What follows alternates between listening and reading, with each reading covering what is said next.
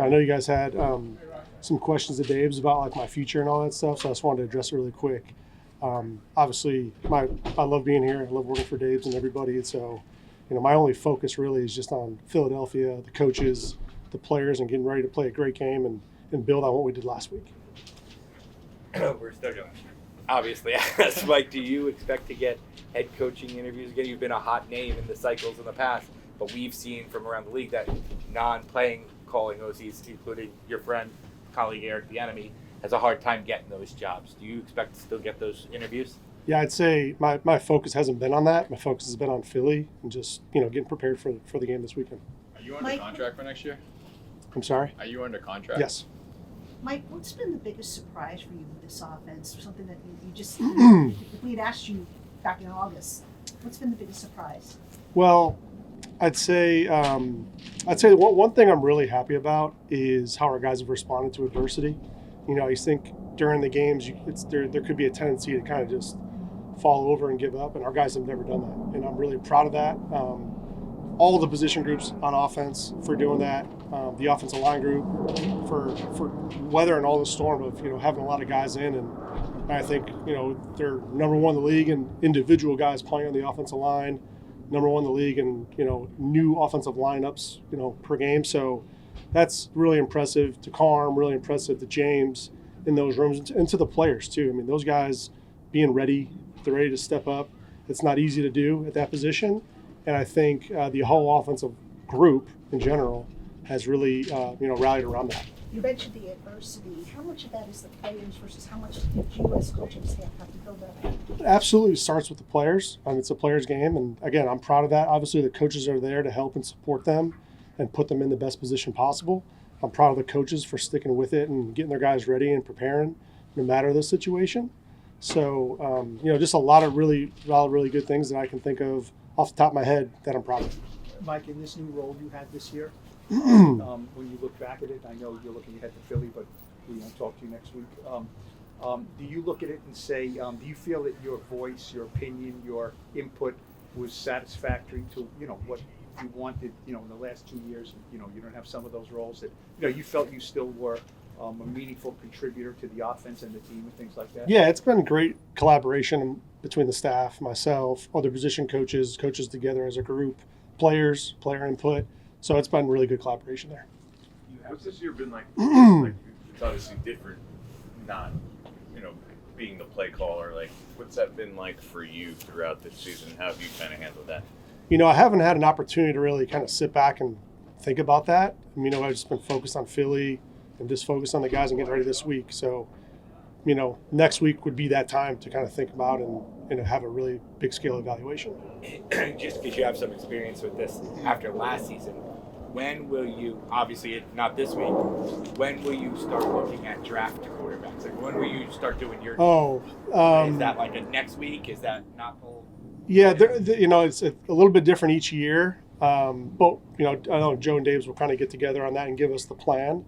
But it's it's in several weeks. Could be a couple, could be a few.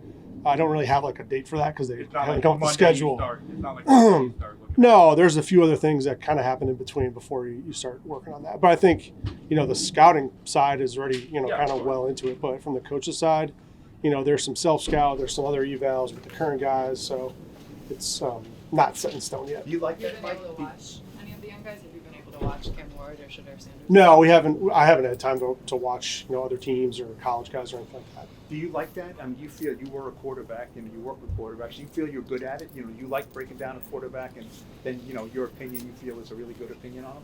Yeah, it's fun. It's fun to do that. And then you feel you Yeah, I feel really strong about my ability to evaluate. You had opportunities last year in the college all-star games when you went. I think it was the Shrine, right? Yes.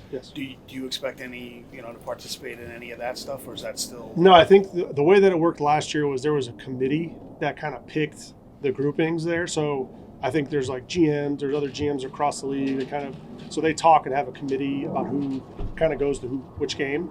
So I haven't heard anything, and I'm not sure, but was that beneficial for you? Like, would you do it again if they asked you? Yeah, absolutely. It's really cool. One, you get kind of a firsthand view of all the players. You're able to meet a bunch of different coaches from other staffs, work them together, it's a really condensed week. So all the stuff that we do with our normal staff that we were around all season, you do it in 1 week with a bunch of new guys. So it's cool. So there's a lot of learning, and you're able to kind of put stuff together, and then all the new players and kind of getting them integrated. It's kind of, you kind of run around with your head on fire a little bit, but it's fun.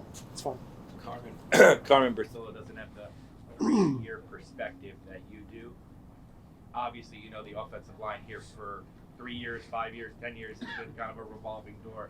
Do you feel this group made progress from where it was in the past and is less of a question mark going forward?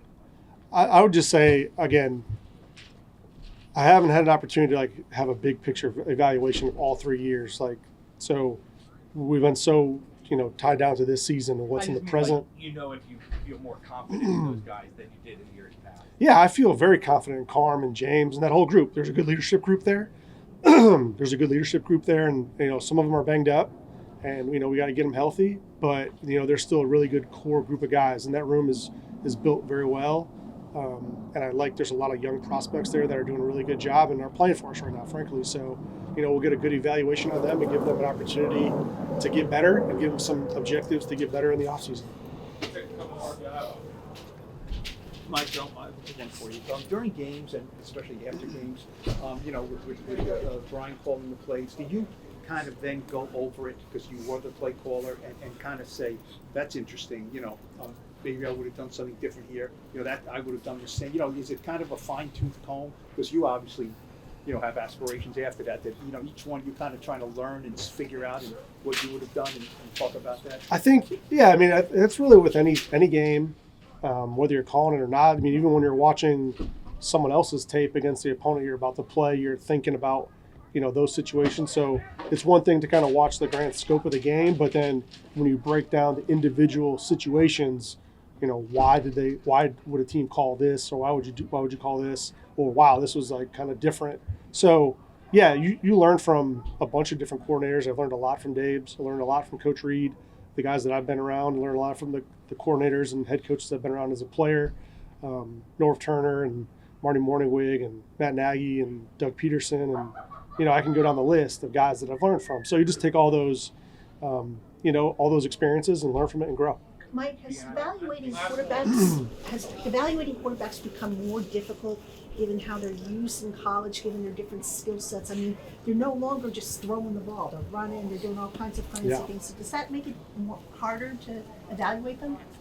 It's kind of to me, it's kind of twofold. You evaluate. To me, the way I've looked at it in the past is I've evaluated kind of both skill sets individually, and then you take both of those, where they're at as a runner, where they're at as a passer, and then you kind of have a really good picture of who they are as a player.